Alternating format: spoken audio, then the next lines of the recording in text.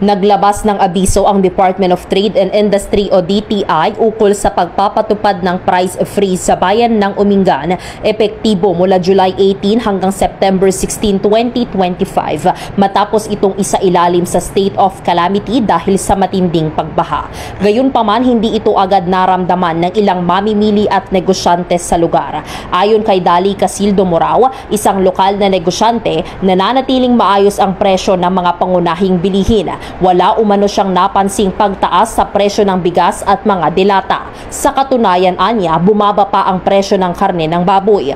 Tanging mga gulay lang ang may kaunting pagtaas. Ngunit inaasahan na ito lalo na sa panahon ng sakuna. Anya na wala ring naitalang panic buying sa mga pamilihan.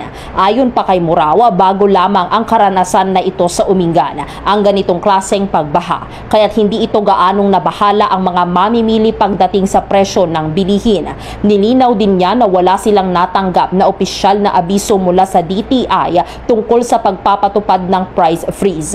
Anya, walang naging malinaw na koordinasyon, kaya tuloy-tuloy pa rin ang bentahan sa merkado sa karaniwang takbo. Actually, parang hindi naman namin ramdam dito sa Umingan yung price freeze na sinasabi ng DTI. Okay pa naman yung mga prices namin so far. Okay lang din. Walang tumaas. Pero ang mga tumataas lang naman is kulay Ang nagbabago kasi depende yan. Sakali, marami ang supply. Of course, marami bababa ang presyo. Pero pag konti ang mga supplies, doon nagkakaroon ng price increase. Pero sa mga farm commodities natin, like bigas, hindi naman, wala namang nagtaas dito sa Umingan. Mga sardinas, wala mga ganon. Walang tumaas na mga farm commodities dito sa Umingan.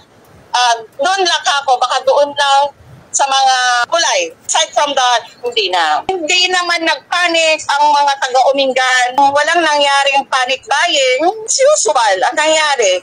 Parang once sinablumo lang naman nangyari yung flood na yun dahil lang nga sa kapabayaan. Yun lang naman.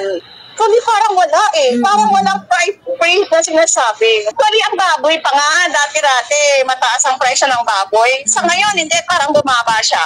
Dati naging 420, ngayon na lang ang baboy is 380. So, parang bumaba siya. Wala kaming natatanggap na mga notice na gano'n na may price freeze tayo. Tigis pa rin yung pagbibenta namin, gano'n. Wala ding mga coordinations na from DTI na may price freeze tayo.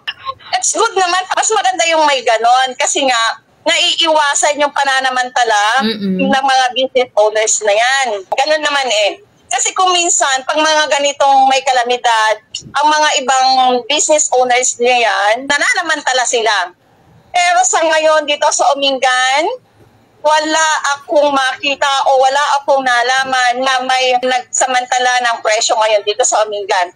Business as usual, yung price niya as usual pa rin. Ang mga nandito naman sa LGU ngayon or the DTI itself dito sa Umingan. So far, so good naman. Yung support na yan, hindi naman nawawala dito sa Umingan. Bilang isang business owner, kasi matagal na rin ako nag-negosyo since 1993. I've been 32 years in business, Iba kasi yung pamamalakad ko Kunwari, sa iba, ang price nila is 5 pesos. Ako naman, binababa ko yun. Okay. Yun ang nagiging sikreto ko.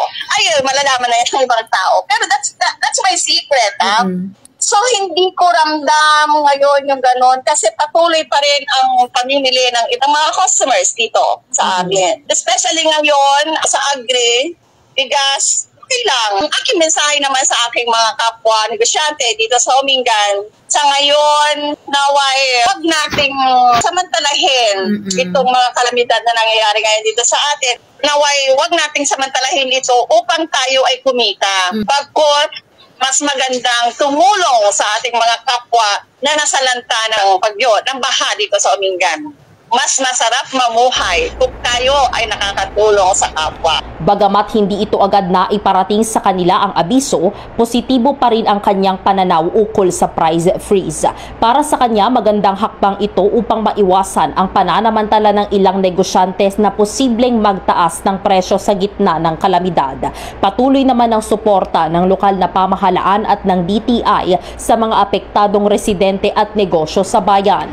Yan ang ating ulat mula dito sa bayan ng Umingan. Ito si Bombo Nerissa Ventura nag-uulat. This is Bombo Radio Philippines, the #1 and most trusted source of news and information. Basta Radio.